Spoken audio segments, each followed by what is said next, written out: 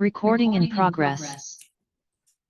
तो एसिड्स को हमने फिर से क्लासिफाई किया है दो टाइप्स में, एक होते हैं स्ट्रॉन्ग एसिड और एक होते हैं वीक एसिड। स्ट्रॉन्ग एसिड और एक होते हैं वीक एसिड। ठीक है, तो स्ट्रॉन्ग एसिड और वीक एसिड का मतलब क्या होता है?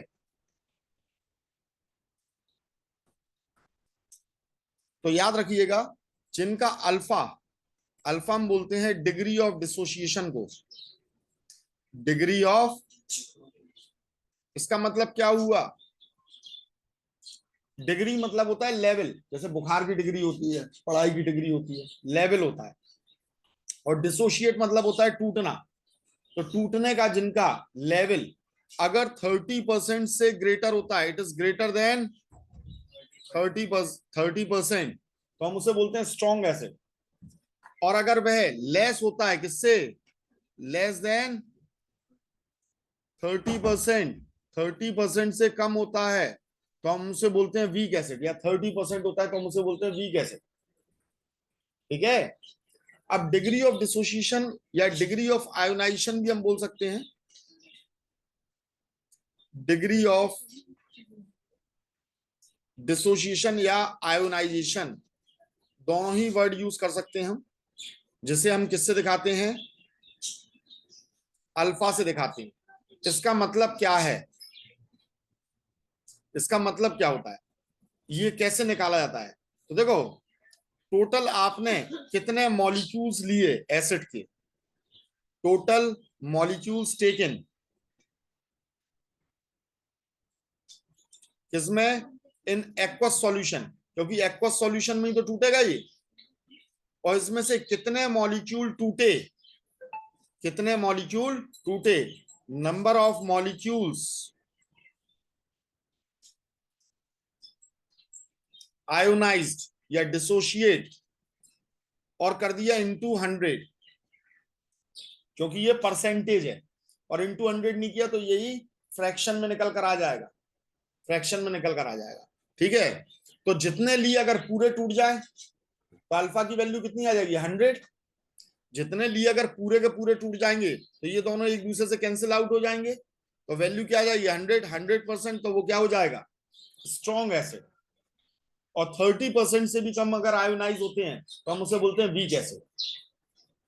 जैसे फॉर एग्जाम्पल हमने लिया HCl, और HCl को हमने पानी में डाला, तो पानी में डालने पर अगर हमने इसके 100 मॉलिक्यूल्स लिए हैं तो ये पूरा पूरा 100 H3O पॉजिटिव बनाएगा और प्लस Cl नेगेटिव कितने दे देगा? 100 दे देगा। तो यहां पर एक समय के बाद सॉल्यूशन में ओनली आयंस मौजूद होंगे इन सॉल्यूशन। क्या इसमें ये अनडिसोशिएटेड मॉलिक्यूल होंगे एक समय के बाद? बोलिए, अनडिसोशिएटेड मॉलिक्यूल्स का मतलब बिना टूटे हुए मॉलिक्यूल्स, क्या ये होंगे इसके अंदर? तो स्ट्रॉन्ग एसिड के अंदर ये नहीं होंगे। क्यों? क्योंकि ये तो पूरे टूट गए। भाई ये 100 कहां से बना? ये 100 कहां से बना? जब ये 100 पूरा टूटा तभी तो बना। तो क्या थोड़ी देर बाद अनडिसोशिएटेड मॉलिक्यूल्स होंगे? तो सिर्फ सॉल्यूशन के अंदर क्या होगा? ओनली, अरे बोलो भाई,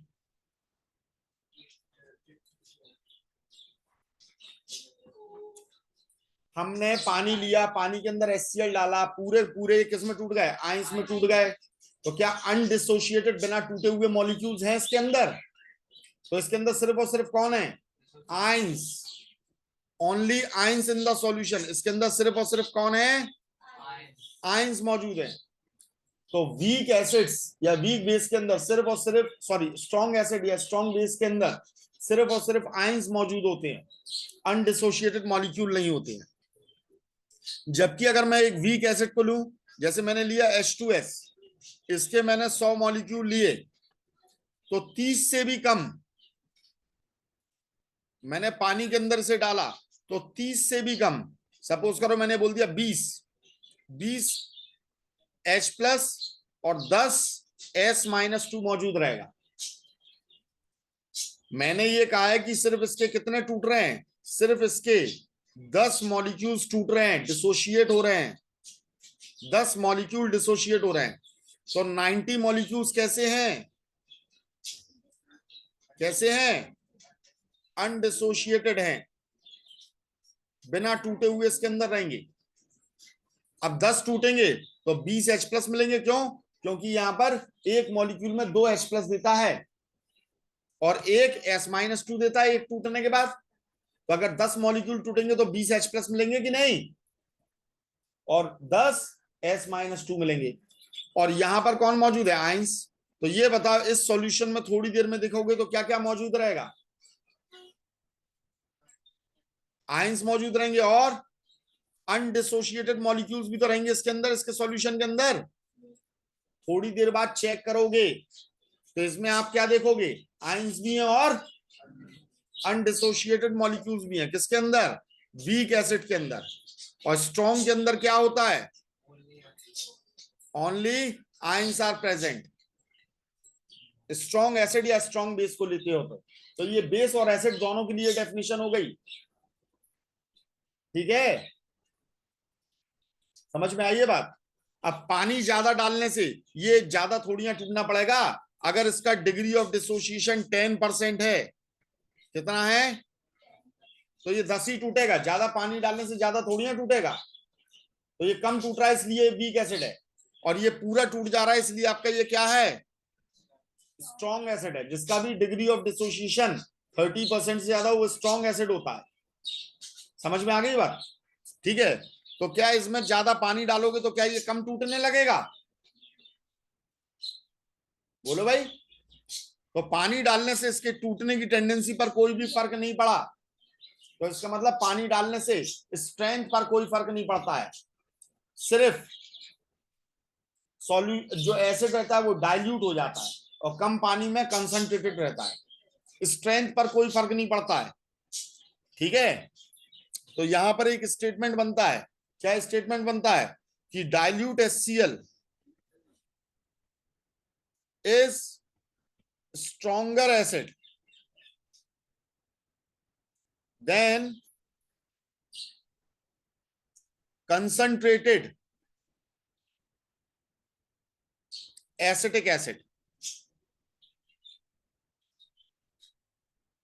क्यों, एसिटिक एसिड में तो कम पानी है, कंसंट्रेटेड है, और डाइल्यूट HCl में क्या है, ज्यादा पानी है।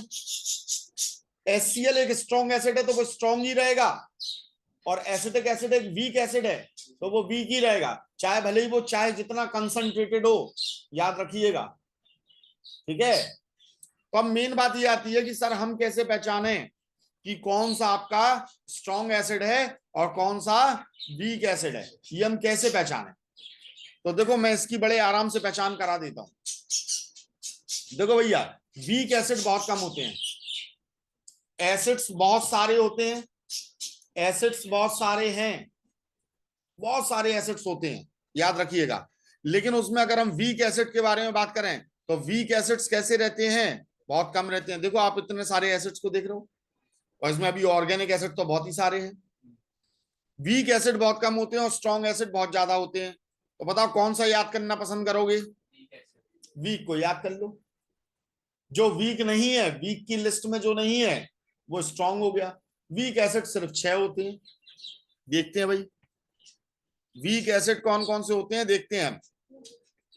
इसे बहुत मन से याद कर लो जो मैं एसिड दे रहा हूं आपको। एक होता है HF, हाइड्रोजन फ्लोराइड। एक होता है H2CO3, कार्बोनिक एसिड। समझ में आई ये बात। फिर नेक्स्ट हमारा कौन सा होता है, N3H, इसे क्या बोलते हैं, हाइड्राजोइक एसिड। क्या बोलते हैं, हाइड्राजोइक एसिड। फिर एक होता है H2S, हाइड्रोजन सल्फाइड। इन सबके नाम तो मालूम है कि नहीं मालूम है, ठीक है। और कौन सा हो जाएगा भाई, H2SO3, ये भी क्या हो गया, एक वीक एसिड हो गया, ठीक है। और कौन सा हो गया, RCOOH, इसके अंदर सारे ऑर्गेनिक एसिड आ जाती हैं, ऑल ऑर्गेनिक एसिड। तो ऑर्गेनिक एसिड तो कोई सा भी कह दो आप, सबके सब क्या हैं, वीक एसिड है। नाम सबके मालूम है, हाइड्रोजन फ्लोराइड, कार्बोनिक एसिड, लिख देता हूं मैं नाम, ये है कार्बोनिक एसिड, ये है हाइड्रोजन फ्लोराइड,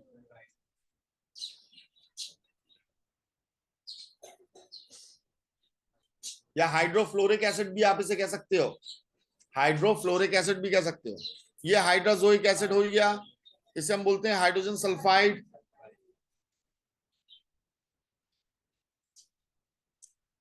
नेक्स्ट वाला सल्फ्यूरस एसिड, सल्फ्यूरस एसिड, और जितने भी ऑर्गेनिक एसिड हैं, तो ये सब वीक एसिड हैं।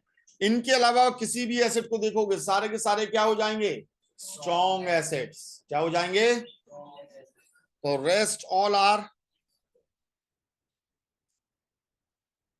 अब मैंने कहा कि बताइए HNO3 स्ट्रॉन्ग एसिड है कि वीक,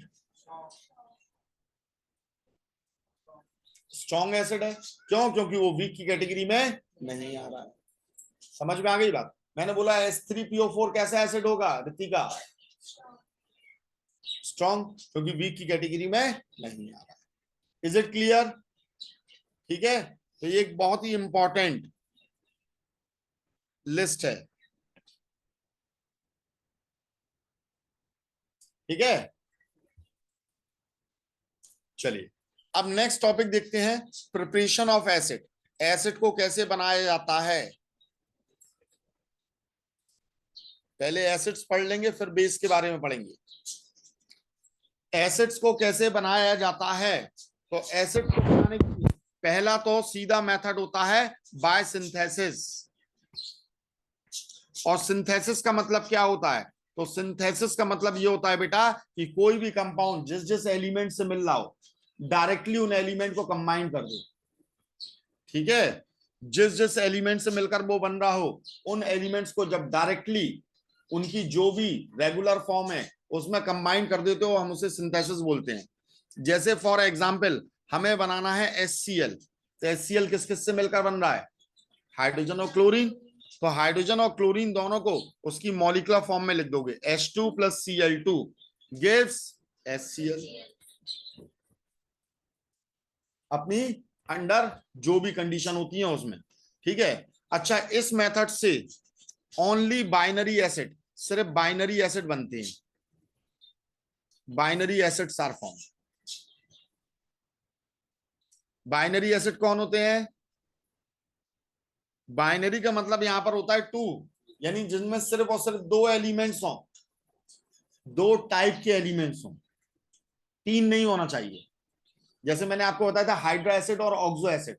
ऑक्सो एसिड में क्या होता है, हाइड्रोजन, नॉन मेटल और ऑक्सीजन, तीन एलिमेंट्स हो गए कि नहीं।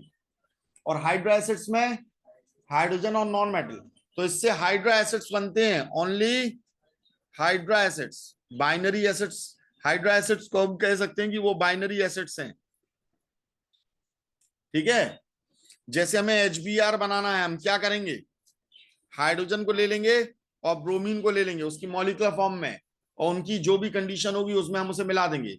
हमें H2S बनाना है, हम क्या करें, हम सल्फर को लें, हाइड्रोजन के साथ में इसकी रिएक्शन करा दें, तो ये बन गया H2। और सल्फर की मॉलिक्यूलर फॉर्म सिर्फ S होती है, H2 नहीं होती है। समझ में आ गई बात। तो ये पहला मेथड रहा बाय सिंथेसिस। दूसरा मेथड होता है by action of water on non metal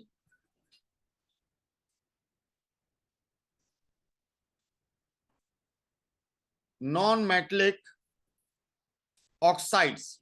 जो नॉन मेटलिक ऑक्साइड्स होती हैं, आपको मालूम है नॉन मेटलिक ऑक्साइड कैसी होती हैं, एसिडिक ऑक्साइड होती हैं। कैसी होती हैं, ये मैं आपको बेसिक्स में पढ़ा चुका हूं।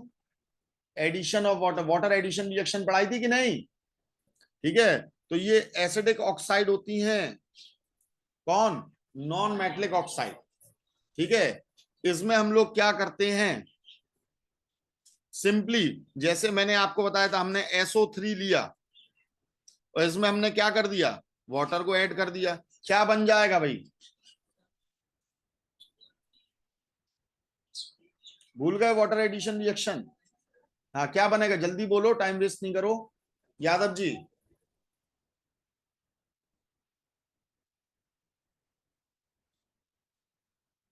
तो देखो ये है SO3, नॉन मेटेलिक ऑक्साइड है, नॉन मेटल ऑक्सीजन लगा है, आपने ये वाटर ऐड किया, और नॉन मेटेलिक के साथ हाइड्रोजन हमेशा आगे लगाते हो H2, और ये हो गया S, और ऑक्सीजन कितने हो गए, तो क्या बन गया, तो बस यही बना दोगे H2SO4।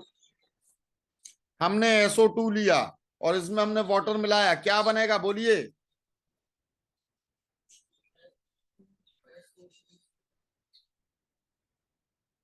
H2SO3, क्या बनेगा, H2SO3 का फॉर्मेशन होगा। हमने CO2 लिया और इसमें हमने वाटर मिलाया, क्या बनेगा, H2CO3। एडी तो करना है भैया आपको, ठीक है। फिर हमने लिया P2O5 और इसमें हमने वाटर का मॉलिक्यूल मिलाया, और इसमें 3 वाटर के मॉलिक्यूल मिलाने पड़ेंगे, याद करो बेसिक्स ऑफ केमिस्ट्री में पढ़ाया था मैंने। देखो ये सब क्या है, ये सब non metallic oxide acidic anhydride हैं। एसिडिक एनहाइड्राइड का मतलब क्या होता है, H2SO4 में से अगर एक वाटर के मॉलिक्यूल को माइनस कर दोगे तो क्या बचेगा, SO3 बचेगी कि नहीं, समझ में आई है बात। हमने H2CO3 लिया, H2CO3, हमने वाटर का मॉलिक्यूल निकाल दिया, और वाटर तब तक निकालना है जब तक कि हाइड्रोजन ना बचे, हाइड्रोजन एक भी नहीं बचना चाहिए, वाटर तब तक निकालना है। तो यहां क्या बचा है, CO2 बचा है कि नहीं, तो CO2 क्या है, एसिडिक एनहाइड्राइड है, एसिडिक एसिडिक एनहाइड्राइड है, किसकी, ऑफ H2CO3, कार्बोनिक एसिड की एसिडिक एनहाइड्राइड है, कौन, CO2। समझ में आ गई बात, नहीं आई, ठीक है। तो वापस पानी मिलाओगे तो क्या बन जाएगा, वापस वाटर ऐड करोगे तो H2CO3 बन जाएगी। अब देखो हमें बनाना है H3PO4 की, क्या बनाना है, एसिडिक एनहाइड्राइड बनाना है, क्या बनाना है, एसिडिक एनहाइड्राइड बनाना है। तो चलिए बनाते हैं एसिडिक एनहाइड्राइड इसकी। तो देखो हमने इसे लिखा 3H 1P और 4 ऑक्सीजन, और वाटर हमें कब तक निकालना है, जब तक हाइड्रोजन ना बचे, हाइड्रोजन एक भी नहीं बचना चाहिए जब आप वाटर निकालो। तो चलिए वाटर निकालना शुरू करते हैं। हमने ये निकाला H2O, अभी भी हाइड्रोजन बचा है, और पानी और नहीं निकल सकता। जब पानी यहां से नहीं निकल सकता है, जब पानी यहां से नहीं निकल सकता है, तो हम एक और इसका मॉलिक्यूल ले लेंगे, PO4। अब देखिए हमने पानी निकाला H2O, और फिर हमने फिर से पानी निकाला H2O, तो कितने पानी के मॉलिक्यूल निकल गए, 3। अब बचा क्या क्या है, देखिए भाई यहां पर 2 P बचे हैं, तो P2 और ऑक्सीजन 1 2 3 4 5 O5, तो P2O5 एसिडिक एनहाइड्राइड है, किसकी, H3PO4 की। इसकी क्या है ये, एसिडिक एनहाइड्राइड है।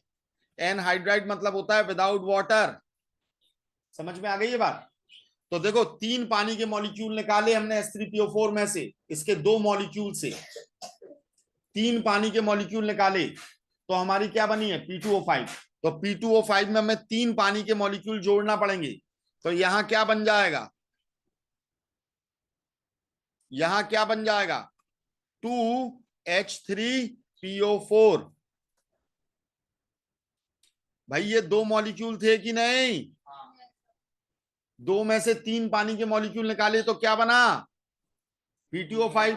तो P2O5 में वापस 3 पानी के मॉलिक्यूल जोड़ दोगे तो क्या बनेंगे, 2 मॉलिक्यूल H3PO4 के बनेंगे कि नहीं, यादव जी समझ में आया, नहीं आया। तो इसलिए हमने यहां 3 पानी के मॉलिक्यूल जोड़े, बाकी सब में एक एक पानी का मॉलिक्यूल जोड़ लें, ठीक है। अब देखो बेटा, अब ऐसे ही हम निकालेंगे किसकी, HNO3। HNO3 की एसिडिक एनहाइड्राइड निकालनी है हमें। तो देखो बेटा HNO3 हमने ये लिख दिया, क्या पानी निकल सकता है, क्यों, हाइड्रोजन तो एक ही है, तो हमें एक और मॉलिक्यूल लेना पड़ेगा कि नहीं? तो अब पानी निकल आएगा इसमें से, और देखो हाइड्रोजन बचे ही नहीं है। कौन नहीं बचा है? हाइड्रोजन नहीं बचा है। अब यहां क्या बचा है? N2O5। तो N2O5 में एक पानी का मॉलिक्यूल जोड़ दोगे तो क्या बन जाएगा? 2HNO3 बन जाएगा कि नहीं? तो बस वही हमने किया। क्या किया हमने? हमने लिया N2O5 और इसमें हमने क्या जोड़ दिया? एक पानी का मॉलिक्यूल। तो यहां से क्या बन गए? 2HNO3। कोई प्रॉब्लम इसमें? उम्मीद है समझ में आ गया होगा। ठीक है, बस कार्बन मोनोऑक्साइड के साथ नहीं करना, क्योंकि कार्बन मोनोऑक्साइड न्यूट्रल होती है। इसमें पानी मिलाओगे तो क्या बनेगा? H2CO2, और ऐसा कोई एसिड होता नहीं है। तो कार्बन मोनोऑक्साइड कैसी है? न्यूट्रल। ये एसिडिक नहीं है, न्यूट्रल नॉन मेटलिक ऑक्साइड है ये, न्यूट्रल नॉन मेटलिक ऑक्साइड। ठीक है, और इस मेथड से only oxy acids are prepared. इस सिर्फ ऑक्सी एसिड्स प्रिपेयर्ड होते हैं, आर प्रिपेयर्ड। जबकि सिंथेसिस मेथड से सिर्फ हाइड्रा एसिड्स बनते हैं। क्लियर है?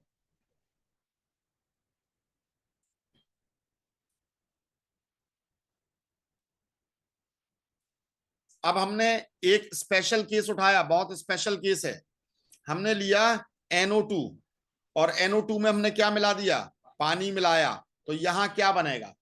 तो देखिए, ये लिया NO2, हमने इसमें मिलाया H2O, तो यहां क्या बना? H2NO3। ऐसा कोई एसिड होता है क्या? नहीं होता है। नाइट्रोजन के दो ही एसिड हमने देखे हैं, HNO3 और HNO2। ठीक है, हमने नाइट्रोजन के यहां कितने एसिड देखे हैं? सिर्फ दो एसिड्स देखे हैं। ठीक है, तो अब यहां हमें क्या करना पड़ेगा? पहली बात तो देखो, हाइड्रोजन और नाइट्रोजन का रेशियो सेम नहीं है, तो पहले इसे सेम करना पड़ेगा। तो सेम करने के लिए हम क्या करेंगे? हम ऐसे एडिशन तो बिल्कुल नहीं करेंगे। हम दो NO2 को लेंगे और इसके साथ में क्या मिलाएंगे? अब एक H2O मिला देंगे। अब देखो क्या बना? H2N2O कितने हो गए? 5। दो दूनी 4 और एक ये 5 हो गए कि नहीं? क्या ऐसा भी कोई एसिड होता है नाइट्रोजन का? नहीं होता है। क्या ये सारे नंबर किसी से डिवाइड हो रहे हैं? नहीं हो रहे हैं। तो जब नहीं हो रहे हैं तो हम यहां पर क्या करेंगे? तो हम एक फेमस एसिड निकाल लेंगे। तो फेमस एसिड कौन है? HNO3। तो HNO3 इस पूरे में से हमने निकाल लिया। तो अब यहां क्या बचा? एक H, एक N और O2। तो ये दो एसिड से मिलकर बना है। तो हम ये कह सकते हैं NO2 क्या है? इन दोनों एसिड का मिक्सचर की एनहाइड्राइड है। NO2 is the acidic anhydride of two acids, HNO3 और HNO2। ठीक है, तो बिल्कुल ऐसे ही हम यहां पर क्या कर देंगे? 2NO2 लेंगे, इसमें एक वाटर मिलाएंगे, तो यहां क्या बनेगा? HNO3 plus HNO2। ठीक है यादव जी, कोई प्रॉब्लम इसमें? ठीक है, नेक्स्ट मेथड होता है एसिड्स बनाने का। तो दो मेथड हमने देख ली, एक तो सिंथेसिस और दूसरा हमने देख लिया by action of water on non metallic oxide. दूसरे वाले मेथड से क्या बनता है? सिर्फ ऑक्सी एसिड्स। और सिंथेसिस से क्या बनता है? सिर्फ और सिर्फ हाइड्रा एसिड्स। नेक्स्ट मेथड होता है by oxidation of non metals. Non metals का हम लोग ऑक्सीडेशन करा दें उससे। और ये भी मैंने आपको बेसिक्स में करवाई थी ये रिएक्शन। मैंने ये कहा था, क्या कहा था आपसे? कि अगर हम क्या करते हैं, यहां पर हमने ये लिया सल्फर या हमने लिया फास्फोरस, और इसकी रिएक्शन किसी भी ऑक्सीडाइजिंग एजेंट से करा दें, चाहे KMnO4 से, चाहे K2Cr2O7 से, चाहे H2SO4 से, चाहे हम HNO3 से। तो हमने यहां पर ये ले लिया HNO3, इसका ये करा देंगे तो क्या बनेगा बेटा? याद आया? HNO3 पे कुछ नहीं लिखा रहता है तो वो क्या होता है? हाँ, तो वो क्या होता है, उसे डिफॉल्ट में मानते हैं हॉट प्लस कंसंट्रेटेड, और हॉट प्लस कंसंट्रेटेड में क्या निकलता था, H2O, NO2, और क्या निकलता था, नेसेंट ऑक्सीजन, और नेसेंट ऑक्सीजन का ऑक्सीडेशन करेगा तो सल्फर का ऑक्सीडेशन क्या होता है, सल्फर का ऑक्सीडेशन SO2 नहीं होता है, SO3 होता है। और SO3 जो रहता है उसे जब पानी में जोड़ते हो, क्योंकि यहाँ पानी मौजूद है ना, तो पानी को ऐड कर दोगे SO3 में तो क्या बनेगा, तो SO3 में अभी तो देखा था, पानी को ऐड किया तो क्या बना, तो सल्फर का ऑक्सीडेशन क्या हो जाएगा यहाँ पर, H2SO4, तो बन गया एसिड की नहीं। फास्फोरस का क्या बनता था, H3PO4। बैलेंसिंग करने के लिए नहीं आएगा, आप प्रोडक्ट अकेला खाली लिख देना, और बैलेंसिंग का तरीका भी मैं आपको बता चुका हूं सम बेसिक्स ऑफ केमिस्ट्री में, ठीक है। और अगर आपको यादव जी समझ में नहीं आया हो तो एक हमारा 11th का चैप्टर है रेडॉक्स रिएक्शन, चलो उसका वीडियो भी मैं जस्ट इसके नीचे डाल दूंगा, ठीक है। उस चैप्टर को यहां पर उठाकर उस चैप्टर का कुछ एक पार्ट, ऑक्सीडेशन वाला पार्ट देख लेना, आपको ये रिएक्शंस करनी आ जाएंगी, और ऐसी कई हजारों रिएक्शंस करनी आ जाएंगी, ठीक है। ये इधर लगेगा 6, इधर लगेगा 5, यहां पर 2H2 का फॉर्मेशन होगा, ठीक है, और प्लस यहां पर 6NO2 बनेंगे, जबकि यहाँ 5 रखा है तो यहाँ 5NO2 का फॉर्मेशन होगा, और यहाँ H2O एक ही बनेगा, और एक H3PO4 बनेगा, ये इसकी बैलेंस रिएक्शन, ठीक है। बैलेंसिंग की मैकेनिज्म वगैरह भी है, वो भी हम उसका भी वीडियो डाल देंगे, ठीक है। तो उम्मीद है समझ में आ गया होगा आपको ये, ठीक है।